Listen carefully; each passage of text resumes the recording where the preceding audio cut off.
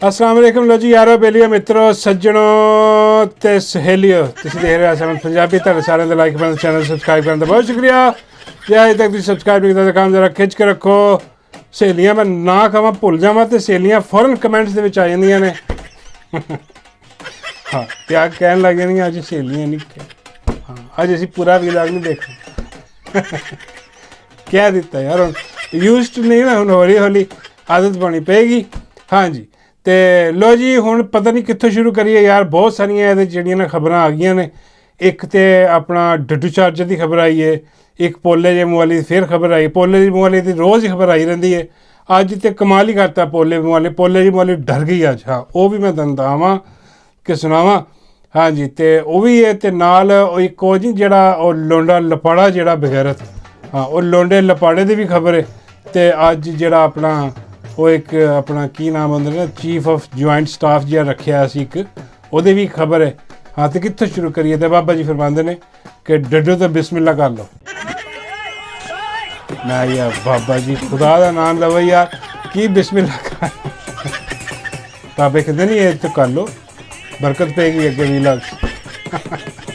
ਬਾਬਾ ਜੀ ਤੇ ਤਿਆਰ ਹੀ ਹੁੰਦੇ ਨੇ ਉਹ ਲੋਕਾਂ ਦੀ ਡਿਮਾਂਡ ਵੀ ਸੀ ਕਮੈਂਟਸ ਦੇ ਵਿੱਚ ਆ ਕੇ ਉਹ ਕਹਿ ਰਹੇ ਨੇ ਕਿ ਬਾਬਾ ਜੀ ਉਹ ਗਾਣਾ ਸੁਣਾਓ ਬਾਬਾ ਜੀ ਕੋਲੋਂ ਵਾਲਾ ਉਹ ਡੱਡੂ ਮੇਰੀ ਜਾਨ ਵਾਲਾ ਉਹ ਐਂਡ 'ਚ ਸੁਣਾਵਾਂਗੇ ਬਾਬਾ ਜੀ ਕੋਲ ਗਾਣਾ ਕੋਈ ਨਹੀਂ ਐਸੀ ਗੱਲ ਤੇ ਚਲੋ ਫਿਰ ਡੱਡੂ ਤੋਂ ਸ਼ੁਰੂ ਕਰ ਲੈਂਦੇ ਹਾਂ ਲੋ ਜੀ ਡੱਡੂ ਨੇ ਜਿਹੜਾ ਨਾ ਕਿਤੇ ਇੰਟਰਵਿਊ 'ਚ ਬੈਠਾ ਸੀ ਉਹ ਹਮਦ ਮੀਰ ਦੇ ਨਾਲ ਮੈਂ ਕਿਤੇ ਬੈਠਾ ਸੀ ਇੰਟਰਵਿਊ 'ਚ ਅਤੇ ਉਹ ਇੰਟਰਵਿਊ 'ਚ ਡੱਡੂ ਕੱਲ੍ਹ ਦੱਸ ਰਿਹਾ ਸੀਗਾ ਕਿ ਬਈ ਅਸੀਂ ਜਾਪਾਨ ਗਏ ਅਤੇ ਜਾਪਾਨ ਜਾ ਕੇ ਅਸੀਂ ਜਿਹੜੇ ਨਾ ਅਤੇ ਮੈਂ ਉੱਥੇ ਕੀ ਲੱਭ ਕਹਿ ਰਹੀ ਕੀ ਕਹਿ ਰਹੀ ਆਪ ਹੀ सुन लो यार सवाल से पहले हम टोक्यो गए तो टोक्यो के अंदर मैं गंद ढूंढ रही थी तो मुझे वहां लोगों ने कहा कि आप गंद ना ढूंढे आप डस्टबिन ढूंढे तो मैंने डस्टबिन ढूंढनी शुरू की पूरे टोक्यो में जापान के जहां ओसाका टोक्यो हम गए वहां डस्टबिन ही नहीं है सड़कों के ऊपर तो इसका मतलब है कि 4:30 बजे सड़कें साफ होती हैं 4:30 से अगले दिन अगली सुबह 4:30 तक आवाम सड़क को साफ रखती है अपना एक लिफाफा होता है बैग में वहां वो अपना वेस्ट खुद घर लेके जाते हैं वहां सेग्रीगेटेड बिन्स में डालते हैं और गवर्नमेंट सेग्रीगेटेड तरीके से वो वेस्ट उठाती है और उसको ट्रीट करती है और तेनू लवे मौला डड्डू तेरा बेड़ा करे कोई बाबा जी कहते ये गंद लभदी फिरदी मैं जी बाबा जी गंद ही लभदा होर बाबा जी कहते यार वो दुनिया का सब तो वड्डा गंद जिहड़ा वो इहनूं नाल तां लैके गया सी इत्थे माई नाल ही बैठी सीगी एड्डा वड्डा गंद उह तो वड्डा गंद किहड़ा हो सकदा वा ये गंद बाहर लभदी तुरदी नी ओ बई तेरे नाल गंद बैठा एड्डा वड्डा हाँ मैं कहा बाबा जी आप भी वही है बाबा जी कहते नहीं आप बड़ी साफ सुथरी है डड्डू बाबा जी दिल के करीब है इस करके डड्डू नूं गंद नहीं कहते बाबा जी लेकिन डड्डू गंद लभदा फिरदा जी बाबा जी की गल बिल्कुल ठीक है कि बई ओ माई गंद गलाजत तेरे नाल बैठी है तो उस तो छोटी गलाजत है दूजी और जी रोज़ ऐनक ला के आ जाती है मूँह चिब्बा बिंगा करके जी ने अजीबो गरीब झूठ बोलती है बोले जी मोली वो भी गंद तेरे नाल बैठा सारी दुनिया की गलाजत मेरे खब्बे पासे पई आ और नाल पई गलाजत तू कित्थे डड्डू लभदा फिरदा मैं खैर एनीवे बाबा जी कहंदे जे इहनूं गलाजत उत्थों नहीं लभी ना फिर हाँ तो इहनूं मेरे हल भेज मैं कहा बाबा जी तुसीं कित्थों लभवा दिओ बाबा जी कहंदा ढेर लगे पे ने इत्थे लाहौर च पूरा पंजाब नूं गलाजत नाल भरिया पिया ऐ ते एवें कैमरा मार के उत्तों माई दियां ਜਿਹੜੀਆਂ ना टिकटॉकां बनाते हैं कि लो जी आ बस चल रही है आ ट्रेन चल रही है ट्रैम चल रही है फलानी चीज़ चल रही है पुल बन गया हाँ जी और भाई सारा पंजाब जरा ना लाहौर नहीं है और ख़ासकर लाहौर भी अंदरूनी लाहौर चले जाओ तुम हाँ जी और ऐसी गंदगी और गलाजत इत्थे पई हुई है हाँ और भाई आ कह रही है कि भाई उत्थे अपना जरा ना उत्थे डस्टबिन ही कोई नहीं अंदाजा करो एड्डा वड्डा झूठ भाई पता नहीं कित्थे फिरदी रही है लभदी रही है हाँ और पता नहीं डस्टबिन कहती किनों आ फिर समझ नहीं आती ये खैर एनीवे वो जनाब जहालत का कुतुब मीनार जरा गंद लभदा फिरदा सी उत्थे आ तो डड्डू की खबर सी ते उहदे बाद जनाब इस तो पहले मैं तुहानूं पोले जे मूँह दी खबर दियां वो अपना एक अपना की नाम लैंदे चीफ ऑफ जॉइंट स्टाफ अपना शाहिर शमशाद साहब वो जनाब निकल के आए सामने तो उन्होंने आके अजीब एक नवीं जी ना वो माहौल किया उन्होंने शुदरी जी छड्डी आ की छड्डी आ सुन लो तुसीं Indian military is politicized and Indian polity is militarized. ओ बल्ले बल्ले बल्ले बे क्या लगी समझ ਆ ਕਹਿ ਰਿਹਾ ਕਿ ਵੀ ਆ ਜਿਹੜਾ ਇੰਡੀਆ ਨਾ ਭਾਰਤ ਇਹਦੀ ਜਿਹੜੀ ਫੌਜ ਹਾਂ ਉਹ ਸਿਆਸਤ ਜ਼ਦਾ ਹਾਂ ਉਹਦੇ ਸਿਆਸਤ ਬੜੀ ਹੋਈ ਆ ਉਹਨਾਂ ਦੀ ਫੌਜ ਦੇ ਵਿੱਚ ਤੇ ਜਿਹੜੇ ਸਿਆਸੀ ਲੋਕ ਆ ਹਾਂ ਉਹ ਅਸਕਰੀਅਤ ਜ਼ਦਾ ਹਾਂ ਇਦਾਂ ਦੀ ਗੱਲ ਕੀਤੀ ਔਰ ਇਹ ਗੱਲ ਕਰਦੇ ਹੋਏ ਜ਼ਰਾ ਵੀ ਸ਼ਰਮ ਨਹੀਂ ਆਈ ਥੋੜਾ ਜਿਹਾ ਬੰਦਾ ਆਪਣੇ ਗਿਰਬਾਨ ਚ ਝਾਕ ਕੇ ਦੇਖ ਲੈਂਦਾ ਉਹ ਮੈਂ ਕੀ ਗੱਲ ਕਰ ਰਿਹਾ ਉਹ ਬਾਬਾ ਜੀ ਜਿੰਨੀ ਸਿਆਸਤ ਦੇ ਵਿੱਚ ਤੁਸੀਂ ਲੁਥੜੇ ਹੋਏ ਨਾ ਅੱਲਾ ਮਾਫ ਕਰੇ ਅੱਲਾ ਮਾਨਾ ਰਫੀ ਤੋਬਾ ਤੁਸੀਂ ਤੇ ਸਿਆਸਤ ਵੀ ਨਹੀਂ ਕਰਦੇ ਹਾਂ ਸਿਆਸਤ ਜਿਹੜੇ ਸਿਆਸਤ ਵੀ ਕਰਦੇ ਆ ਨਾ ਦੇਖੋ ਉਹਨਾਂ 'ਚ ਇੰਨਾ ਦਿਲ ਹੁੰਦਾ ਕਿ ਉਹ ਜ਼ੁਲਮ ਵਾਲੇ ਪਾਸੇ ਨਹੀਂ ਜਾਂਦੇ ਲੇਕਿਨ ਜਿਹੜੇ ਦਰਿੰਦਗੀ ਕਰ ਰਹੇ ਹੋਣ ਸਿਆਸਤ ਦੇ ਨਾਲ ਉਹ ਫਿਰ ਇੰਝ ਹੁੰਦਾ ਕਿ ਜਿਵੇਂ 9 ਮਈ ਹੋਇਆ ਜਿਵੇਂ 26 ਨਵੰਬਰ ਹੋਇਆ ਤੇ ਜਿਵੇਂ ਮਰੀਦ ਕੇ ਵਾਲਾ ਵਾਕਿਆ ਹੋਣੀ ਹੋਇਆ ਹਾਂਜੀ ਉਹ ਇੰਨੀ ਬਗੈਰਤੀ ਇੰਨੀ ਜ਼ਲਾਲਤ ਜਿਹੜੀ ਜਿੱਥੇ ਹੋ ਰਹੀ ਹੋਏ ਹਾਂ ਔਰ ਇਹ ਮੇਰਾ ਮਤਲਬ ਹੈ ਕਿ ਜ਼ਦਾ ਕਿ ਇਹ ਤੇ ਤੁਸੀਂ ਤੇ ਪੂਰੇ ਦੇ ਪੂਰੇ ਵੜੇ ਪਏ ਹੋ ਸਿਆਸਤ ਦੇ ਵਿੱਚ ਹਾਂ ਸਿਆਸਤ ਨੂੰ ਵੀ ਗੰਦਾ ਕਰਕੇ ਰੱਖ ਦਿੱਤਾ ਤੁਸੀਂ ਉਹ ਕੋਈ ਖੁਦਾ ਦਾ ਖੌਫ ਕਰੋ ਆ ਕੀ ਗੱਲ ਕਹੀ ਜਾਂਦੇ ਯਾਰ ਸਮਝ ਨਹੀਂ ਆਈ ਬਾਬਾ ਜੀ ਕਹਿੰਦੇ ਯਾਰ ਉਹ ਠੀਕ ਕਹਿ ਰਿਹਾ ਮੈਂ ਬਾਬਾ ਜੀ ਠੀਕ ਕਿਵੇਂ ਕਹਿ ਰਿਹਾ ਬਾਬਾ ਜੀ ਹਮਾਰਿਆ ਉਹ ਜਿੱਦਾਂ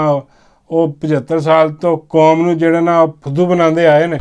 ਉਹ ਕਹਿ ਰਹੇ ਨਾ ਕਿ ਇੰਝ ਫੁੱਦੂ ਬਣਾ ਦੇ ਉਹਨੂੰ ਕਹੋ ਜੀ ਉਹ ਕਰ ਰਹੇ ਨੇ ਉੱਧਰ ਦੇਖੋ ਸਿਆਸਤ ਕਰ ਰਹੇ ਨੇ ਉਹ ਹਾਂ ਅਸੀਂ ਤਾਂ ਬਿਲਕੁਲ ਸਾਫ ਸੁਥਰੇ ਅਸੀਂ ਤਾਂ ਉੱਤੋਂ ਉਤਰੇ ਉੱਤੋਂ ਹੁਣੀ ਲੱਥੇ ਹਾਂ ਫਰਿਸ਼ਤੇ ਅਸੀਂ ਹਾਂਜੀ ਸਾਡੇ ਤੇ ਸਿਆਸਤ ਨੂੰ ਦੂਰ ਦੂਰ ਹੈ ਕਿ ਇਹਨਾਂ ਦਾ ਆਪਣਾ ਚੀਫ ਜਿਹੜਾ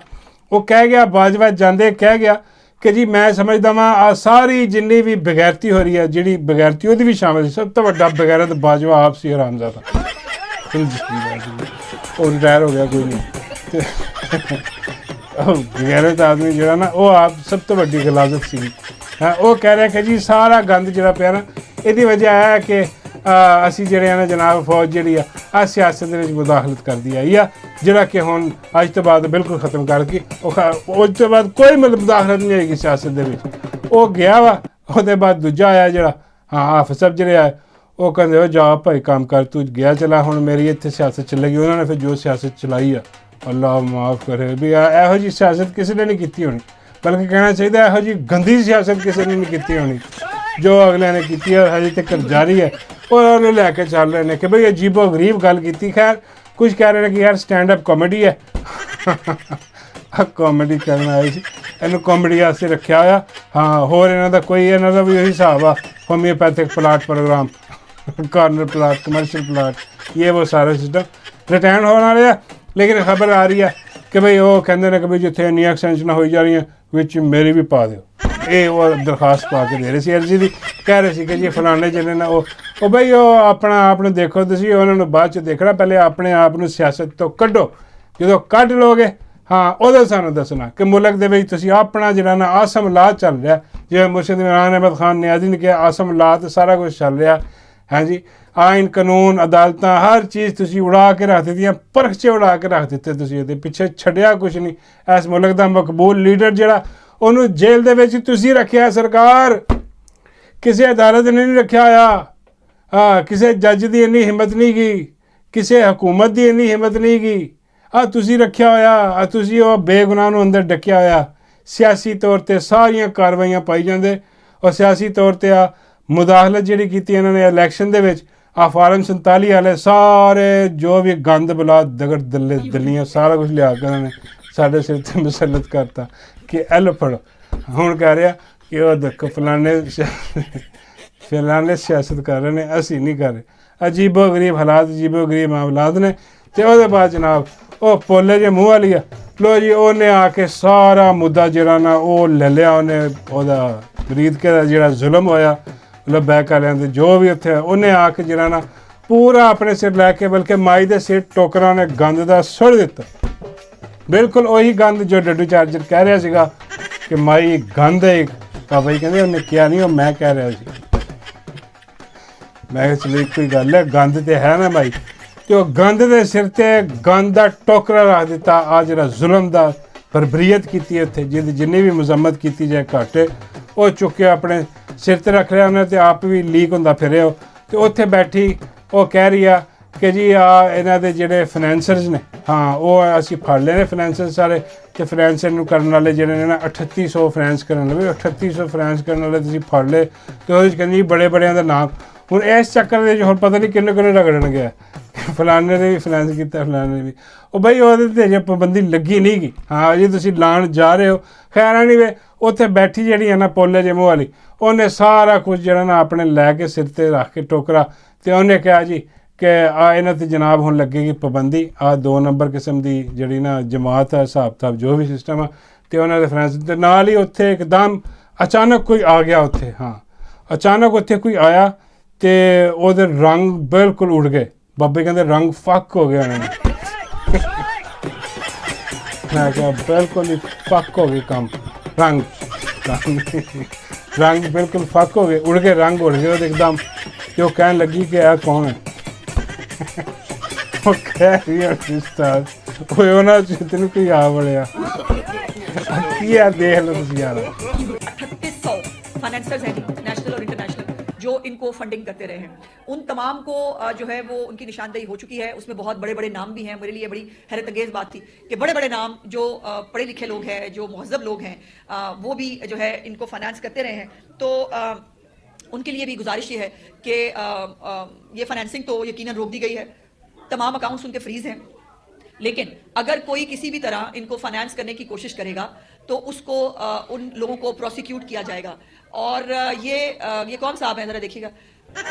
ये प्रोसिक्यूट भी किया जाएगा। लो जी पॉली दी भी बस हो गई यकीन क्योंकि पॉली नहीं पता माई भी लुकी बैठी है, माई भी हाई सिक्योरिटी चल रहा लैवल। हाँ जी माई दे लागे तागे चिड़ी नहीं फड़कन दे रहे कोई। ਉਹ ਬਕਾਇਰ ਨੇ ਕਿ ਭਾਜੀ ਕੋਈ ਪਤਾ ਨਹੀਂ ਕਿਹੜੇ ਵੇਲੇ ਕੌਣ ਕੀ ਕਰ ਜਾਵੇ ਇੱਥੇ। ਹਾਂ ਕਿਹਦਾ ਪਤਾ ਲੱਗਦਾ ਇੱਥੇ ਇਹੋ ਜਿਹੇ ਮਾਸ਼ਰੇ ਦੇ ਵਿੱਚ ਇਹੋ ਜਿਹੇ ਜੋ ਕੰਮ ਇਹਨਾਂ ਨੇ ਕੀਤਾ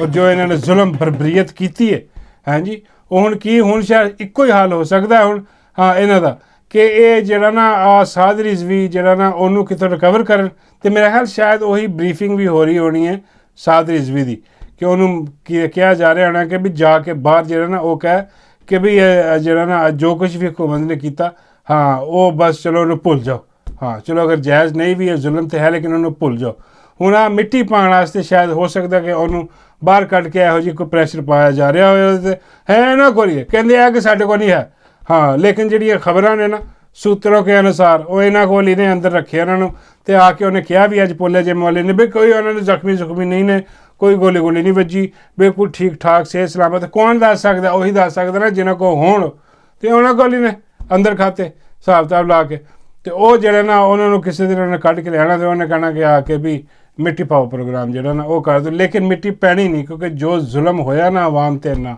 ਹਾਂ ਜਿਹੜਾ ਮਿੱਟੀ ਪਾਉਣ ਦੀ ਕੋਸ਼ਿਸ਼ ਕਰੇਗਾ ਉਹ ਆਪ ਵੀ ਮਿੱਟੀ ਹੋ ਜਾਏਗਾ, ਉਹਦਾ ਆਪਣਾ ਬੇੜਾ ਗਰਕ ਹੋ ਜਾਏਗਾ ਉਹਦਾ। ਹਾਂ ਔਰ ਇਹ ਜਿਹੜਾ ਮਾਈ ਨੇ ਜੋ ਉੱਥੇ ਸ਼ਰੇਂਤਰ ਰਚਾਇਆ ਜਿਸ ਵਜ੍ਹਾ ਤੋਂ ਉਹ ਕਹਿੰਦੇ ਜੀ ਹੁਣ ਬਹੁਤ ਹਾਈ ਅਲਰਟ ਸਿਕਿਉਰਿਟੀ ਉਹਦੀ। ਹਾਂ ਖਾਸ ਤੌਰ 'ਤੇ ਏਜੰਸੀਆਂ ਸਿਕਿਉਰਿਟੀ ਜਿਹੜੀ ਨਾ ਉਹ ਦੇ ਰਹੀਆਂ, ਫਰਾਜ਼ ਅੰਜਾਮ ਦੇ ਰਹੀਆਂ। ਪੁਲਿਸ ਵਾਲਿਆਂ ਨੂੰ ਸਾਈਡ 'ਤੇ ਕਰਤਾ ਕਿਉਂਕਿ ਪੁਲਿਸ ਵਾਲਿਆਂ ਦਾ ਵੀ ਕੋਈ ਪਤਾ ਨਹੀਂ ਹੁੰਦਾ ਕਿ ਕਿੱਧਰੋਂ ਕੀ ਕਰ ਜਾਣ। ਇਸ ਕਰਕੇ ਬੜੀ ਇਹਤਿਆਤ ਜ਼ਰੂਰੀ ਵੀ ਹੈ, ਕਰਨੀ ਚਾਹੀਦੀ ਇਹਤਿਆਤ, ਵਰਨਾ ਮਾਈ ਦੇ ਬਗੈਰ ਮਾਈ ਦਾ ਜਿਹੜਾ ਉਹ ਕੌਣ ਕੀ ਕਰੇਗਾ ਫਿਰ ਉਹ। ਬਾਬੇ ਕਹਿੰਦੇ ਕੋਈ ਹੋਰ ਕਰ ਲੂਗਾ ਨਹੀਂ ਬਾਬਾ ਜੀ ਯਾਰ ਜ਼ਰੂਰੀ ਆ। ਹਾਂ ਮਾਈ ਦੀ ਹਿਫਾਜ਼ਤ ਇਹ ਜੇ ਮਾਈ ਨੂੰ ਕੁਛ ਹੋਇਆ ਤਾਂ ਸਮਝੋ ਫਿਰ ਉਹ ਵੀ ਨਹੀਂ ਬਚਦਾ। ਅੱਲਾ ਮਾਫ ਕਰੇ। ਇਸ ਕਰਕੇ ਸੇਫ ਰਹਿਣਾ ਚਾਹੀਦਾ। ਕੋਈ ਨਹੀਂ ਅੱਛੀ ਗੱਲ ਹੈ, ਬਿਲਕੁਲ ਪ੍ਰੋਟੈਕਸ਼ਨ ਕਰੇ ਮਾਈ ਨੂੰ। ਬਲਕਿ ਇੱਦਾਂ ਕਰੋ ਕਿਤੇ ਬਕਸੇ 'ਚ ਪਾ ਕੇ ਨਾ ਦਰਿਆ 'ਚ ਪਾ ਦਿਓ, ਕਿਤੇ ਦੂਜੇ ਮੁਲਕ ਛੱਡ ਆਓ ਇਹਨੂੰ।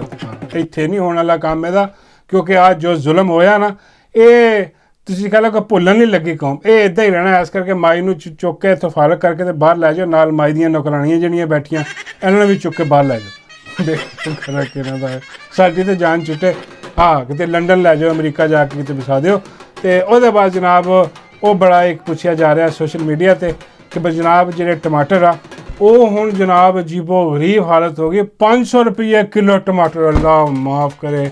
500 ਰੁਪਏ ਕਿਲੋ ਟਮਾਟਰ ਕਿਤੇ ਅਤੇ ਕਿਤੇ 700 ਰੁਪਏ ਕਿਲੋ ਟਮਾਟਰ। ਹੁਣ ਉਹ ਬੰਦਾ ਚੁਣ ਕੇ ਲੱਭ ਰਿਹਾ ਕਿ ਵੀ ਇਮਰਾਨ ਖਾਨ ਦੇ ਦੌਰ 'ਚ ਜਦੋਂ ਟਮਾਟਰ 17 ਰੁਪਏ ਕਿਲੋ ਹੋਏ ਸੀ, ਅੰਦਾਜ਼ਾ ਕਰੋ ਤੁਸੀਂ ਹੁਣ 500-700 ਰੁਪਏ ਕਿਲੋ, ਅਤੇ ਖਾਨ ਦੇ ਦੌਰ 'ਚ ਟਮਾਟਰ 17 ਰੁਪਏ ਕਿਲੋ। ਅਤੇ ਨਿਕਲ ਕੇ ਮਾਈਕ ਫੜ ਕੇ ਬਾਹਰ ਆ ਕੇ ਬਕਵਾਸ ਕਰਨ ਦੇ ਸੀ ਜਿਹੜੇ ਹਰਾਮਖੋਰ, ਉਹਨਾਂ ਨੂੰ ਲੋਕੀ ਲੱਭਣ ਦੇ ਨੇ ਕਿ ਉਹ ਕਿੱਥੇ ਉਹਨਾਂ ਦਾ ਸਭ ਤੋਂ ਵੱਡਾ ਬਗੈਰਤ ਲੌਂਡਾ ਪਾੜਾ ਜਿਹੜਾ ਹਾਂ ਲੌਂਡਾ ਟਮਾਟਰ ਟਮਾਟਰ ਆ ਕਈ ਜਾ ਰਿਹਾ ਜਨਾਬ। ਉੱਥੇ ਆ ਇਦਾਂ ਦੀਆਂ ਖਬਰਾਂ ਜਿਹੜੀਆਂ ਨਾ ਉਹ ਬੜੀਆਂ ਚੁੱਕ ਕੇ ਲਾਉਂਦਾ ਸੀ, ਆਵਾਜ਼ ਚੁੱਕਦਾ ਸੀ ਕਿ ਹੋ ਹਾਏ 17 ਰੁਪਏ। ਉਹ ਤੇਰੀ ਮੈਂ ਦਿੱਤਾ ਆਹੋ ਨਹੀਂ ਆਹੋ। ਉਹ ਹੁਣ ਬਾਹਰ ਨਿਕਲ ਕੇ 10 ਲੋਕਾਂ ਨੂੰ 10 ਬਗੈਰਤਾ ਹਰਾਮਜ਼ਾਦਿਆ ਖੰਜ਼ੀਰਾ ਕਿਸੇ ਮੇਰਾ ਮਤਲਬ ਕੁਛ ਹੋਰ ਨਿਕਲ ਗਿਆ ਮੇਰੇ ਮੂੰਹ ਚੋਂ। ਹਾਂ ਕਿਸੇ ਬਗੈਰਤ ਦੇ ਬੱਚਿਆ ਹਰਾਮਜ਼ਾਦਿਆ ਹੁਣ ਜਾ ਕੇ ਦੱਸ ਕੇ ਆਪ 500 ਰੁਪਏ ਕਿਲੋ ਕਿਵੇਂ ਲੋਕੀ ਲੈਣ ਟਮਾਟਰ। ਆ 700 ਰੁਪਏ ਦੇ ਟਮਾਟਰ ਕਿਵੇਂ ਲੈਣ ਲੋਕੀ ਜਾ ਕੇ ਦੱਸਦਾ ਕਿਉਂ ਨਹੀਂ? ਹੁਣ ਬਿਲਕੁਲ ਗਾਇਬ ਹੈ ਲੋਂਡਾ ਪਾੜਾ ਜਿਹੜਾ ਨਾ। ਬਾਬਾ ਕਹਿੰਦਾ ਯਾਰ ਪਾੜਾ ਨਾ ਕਿਆ ਕਰ ਯਾਰ, ਮੇਰੇ ਜ਼ਿਹਨ ਕੁਛ ਹੋਰ ਆ ਜਾਂਦਾ। ਬਾਬਾ ਤੁਹਾਡੇ ਜ਼ਿਹਨ ਕੀ ਆ ਜਾਂਦਾ? ਬਾਬੇ ਕਹਿੰਦੇ ਚਲੋ ਕੋਈ ਨਹੀਂ, ਬਹਰਹਾਲ ਇਹਦੀ ਬੜੀ ਮਜ਼ਮਤ ਕਰਨੀ ਚਾਹੀਦੀ ਹੈ ਬਈ। ਇਹ 500 ਰੁਪਏ ਕਿਲੋ 700 ਰੁਪਏ ਕਿਲੋ ਟਮਾਟਰ ਹਾਂ ਕਿ ਕੋਈ ਨਹੀਂ ਬੋਲੇ। ਮੈਂ ਕਿਹਾ ਬਾਬਾ ਜੀ ਨਾ ਇਹ ਲੋਂਡਾ ਲਪਾੜਾ ਬੋਲ ਰਿਹਾ ਤੇ ਨਾ ਇਹ ਲੋਂਡੇ ਲਪਾੜੇ ਦੀ ਭੈਣ ਬੋਲ ਰਹੀ ਹੈ। ਬਾਬੇ ਕਹਿੰਦੇ ਇਹਦੀ ਭੈਣ ਵੀ ਹੈ। ਮੈਂ ਕਿਹਾ ਹਾਂਜੀ, ਉਹ ਸਰਕਾਰੀ ਹਾਜ਼ਰ ਜਿਹੜੀ ਆ ਇਹ ਸਾਰੇ ਇੱਕ ਦੂਜੇ ਦੇ ਭੈਣ ਭਰਾ ਹੀ ਹੁੰਦੇ ਆ। ਬਾਬਾ ਜੀ ਕਹਿੰਦੇ ਉਹ ਇੱਕ ਦੂਜੇ ਤੋਂ ਕੁਛ ਹੋਰ ਲੱਗਦੇ ਹੋਣ। ਮੈਂ ਕਿਹਾ ਜੋ ਵੀ ਹੈ, ਲੇਕਿਨ ਉਹ ਦੇਖੋ ਨਾ ਤੁਸੀਂ ਕਿ ਉਹ ਵੀ ਬਾਹਰ ਨਹੀਂ ਆ ਰਹੀ। ਉਹ ਤੇ ਇਤਵਾਰ ਬਾਜ਼ਾਰਾਂ ਦੇ ਵਿੱਚ ਵੜ ਜਾਂਦੀ ਹੁੰਦੀ ਸੀ ਸਰਕਾਰੀ ਹਾਜ਼ਰ ਕਿ ਲੋ ਜੀ ਅੱਜ ਸੰਡੇ 'ਚ ਮੈਂ ਇਤਵਾਰ ਬਾਜ਼ਾਰ ਗਈ ਹਾਂ ਅਤੇ ਉੱਥੇ ਜਾ ਕੇ ਜਿਹੜਾ ਮੈਂ ਖੇ ਖਾਧੀ ਆ ਅਤੇ ਉੱਥੇ ਤੇ ਪ੍ਰਾਈਜ਼ਾਂ ਇੰਨੀਆਂ ਮਹਿੰਗੀਆਂ। ਹੁਣ ਜਿੱਦਾਂ ਦੀ ਆ ਇਹਨਾਂ ਦੀ ਹਕੂਮਤ ਆਈ ਆ ਨਾ ਚੋਰ ਲੁਟੇਰਿਆਂ ਦੀ, ਉਹ ਨਹੀਂ ਗਈ। ਹਰਾਮ ਆ ਉਹਦੇ ਵਾਸਤੇ ਜੇ ਉਹ ਗਈ ਹੋਵੇ ਕਿਤੇ ਇਤਵਾਰ ਬਾਜ਼ਾਰ, ਜਾਂ ਉਹ ਕਿਤੇ ਬਾਜ਼ਾਰ 'ਚ ਜਾ ਕੇ ਉਹਨੂੰ ਕੋਈ ਰੇਟ ਪੁੱਛੇ ਹੋਣ, ਜਾਂ ਮਾਈਕ ਅੱਗੇ ਕਰਕੇ ਲੋਕਾਂ ਦੇ ਮੂੰਹ 'ਚ ਯਾਦ ਹੈ ਕਿਵੇਂ ਤੁੰਨ ਦਿੰਦੇ ਹੁੰਦੇ ਸੀ ਕਿ ਦੱਸੋ ਜੀ ਦੱਸੋ ਇੰਨੀ ਮਹਿੰਗਾਈ ਹੋ ਗਈ ਆ। ਹੁਣ ਪ੍ਰਾਈਜ਼ਾਂ ਦੇਖੋ ਕਿੱਥੇ 17 ਰੁਪਏ ਹਾਂਜੀ ਅਤੇ ਕਿੱਥੇ ਆ 500 ਰੁਪਏ ਦੇ ਕਿਲੋ। ਅੱਲਾ ਮਾਫ ਕਰੇ। ਕੋਈ ਨਹੀਂ ਇਹਨਾਂ ਨੂੰ ਗੈਰਤ ਨਾ ਬਗੈਰਤਾ ਨਾ ਬੇਸ਼ਰਮਾਂ ਨੇ ਬਿਲਕੁਲ ਬੇਹਯਾ ਹੋਏ ਨੇ ਇਹੋ ਜਿਹੇ ਹਰਾਮਖੋਰ ਖੰਜ਼ੀਰ ਦੇ ਬੱਚੇ ਜਿਹੜੇ ਨੇ। ਉਹ ਹੁਣ ਬਾਹਰ ਨਹੀਂ ਆ ਰਹੇ, ਛੁਪੇ ਲੁਕੇ ਫਿਰਦੇ ਨੇ। ਲੋਂਡੇ ਪਾੜੇ ਨੂੰ ਬੰਦਾ ਬੁਲਾ ਕੇ ਪੁੱਛੇ ਬਾਹਰ ਕਿ ਮਾਈਕ ਲੈ ਕੇ ਜਾ, ਹਾਂ ਬਾਹਰ ਜਾ ਕੇ ਪੁੱਛ। ਹੁਣ ਜਾ ਕੇ ਪੁੱਛੇਗਾ ਨਹੀਂ, ਕਿਉਂਕਿ ਜਾ ਕੇ ਪੁੱਛੇਗਾ ਤਾਂ ਲੋਕੀ ਇਹਨੂੰ ਉੱਥੇ ਹੀ ਇਹਦੀ ਮਾਂ ਭੈਣ ਹੀ ਕਰ ਦੇਣਗੇ। ਹਾਂ ਸੱਚੀ ਗੱਲ ਹੈ ਕਿ ਖੰਜ਼ੀਰ ਦਿਆ ਬੱਚਿਆ ਉਹ 17 ਰੁਪਏ ਠੀਕ ਸੀ ਸਾਡੇ ਵਾਸਤੇ। ਦਲਿਆ ਜਿਹਦੇ ਤੋਂ ਬਾਹਰ ਆ ਕੇ ਬਕਵਾਸ ਕਰਨ ਡਿਆ ਸਾਂ ਕਿ ਮਹਿੰਗਾਈ ਹੋ ਗਈ ਹੈ। ਆ 500 ਰੁਪਏ ਦੇ ਕੌਣ ਲਏਗਾ ਟਮਾਟਰ ਨੂੰ? ਔਰ ਬਾਕੀ ਚੀਜ਼ਾਂ ਦੀ ਪ੍ਰਾਈਸਿਸ ਵੀ ਇੰਝ ਹੀ ਹੈ। ਔਰ ਇਹਨਾਂ ਦੀ ਤੁਸੀਂ ਜੋ ਮੂੰਹ 'ਚ ਇਹਨਾਂ ਦੇ ਤੁੰਨੇ ਨੇ ਇਹਨਾਂ ਦੇ ਬਗੈਰਤਾਂ ਦੇ ਇਸ਼ਤਿਹਾਰ ਜਿਹੜੇ ਨੇ ਉਹ ਲੈ ਕੇ ਆ ਮੀਡੀਆ ਦੇ ਵਿੱਚ ਕੁਛ ਨਹੀਂ ਬੋਲ ਰਹੇ, ਬਿਲਕੁਲ ਖਾਮੋਸ਼। ਸੋਸ਼ਲ ਮੀਡੀਆ ਤੇ ਜੋ ਆਵਾਜ਼ ਉੱਠ ਰਹੀ ਹੈ ਸੋ ਉੱਠ ਰਹੀ ਹੈ। ਬਾਬਾ ਜੀ ਫਰਮਾਉਂਦੇ ਨੇ ਕਿ ਯਾਰ ਲਾਨਤ ਭੇਜੋ, ਇਹ ਹਕੂਮਤ ਕਰਨ ਵਾਲੀ ਹੈ ਨਹੀਂ ਵੀ ਮਾਈ ਨੂੰ ਲਾ ਕੇ ਪਰਾਂ ਮਾਰੋ। ਇੰਨੀ ਮਹਿੰਗਾਈ ਇੰਨੀ ਬਗੈਰਤੀ। ਮੈਂ ਕਿਹਾ ਬਾਬਾ ਜੀ ਉਹਨੂੰ ਪਰਾਂ ਮਾਰਨ ਤੇ ਕੌਣ ਲਾਏ? ਬਾਬਾ ਜੀ ਕਹਿੰਦੇ ਉਹਨੂੰ ਡੱਡੂ ਨੂੰ ਲਾ ਦਿਓ। ਮੈਂ ਬਾਬਾ ਜੀ ਡੱਡੂ ਆ ਕੇ ਬੜਾ ਟਮਾਟਰ ਸਸਤਾ ਕਰ ਦੇ। ਬਾਬਾ ਜੀ ਕਹਿੰਦਾ ਡੱਡੂ ਆ ਵੀ ਟਮਾਟਰ ਜਿਹਾ ਹੀ ਹੈ। ਹਾਂ ਹੋ ਸਕਦਾ ਕਿ ਇਹਦੇ ਆਉਣ ਵਜ਼ੀਰੇ ਵਾਲੇ ਲੱਗਣ ਟਮਾਟਰ ਸਸਤੇ ਹੋ ਜਾਓ। ਉਹ ਬਾਬਾ ਜੀ ਕਹਿੰਦੇ ਨੇ ਕਿ ਯਾਰ ਮੇਰਾ ਆ ਮੈਸੇਜ ਪਹੁੰਚਾ ਦੇं ਡੱਡੂ को। मैं कहा बाबा जी की? बाबा जी कहते आई कि डड्डू मेरी जान मैं वारियां वे डड्डूआ, डड्डू मेरी जान डड्डू मेरी जान डड्डू मेरी जान डड्डू मेरी जान डड्डू मेरी जान मैं वारियां वे डड्डूआ। बाबे दा ए डड्डू ने तेरे हथ आना नहीं। डड्डू बाबे दा ओए बाबे दा ए डड्डू ने तेरे हथ आना नहीं। आ भी गया तेने तेरे कोल रहना नहीं।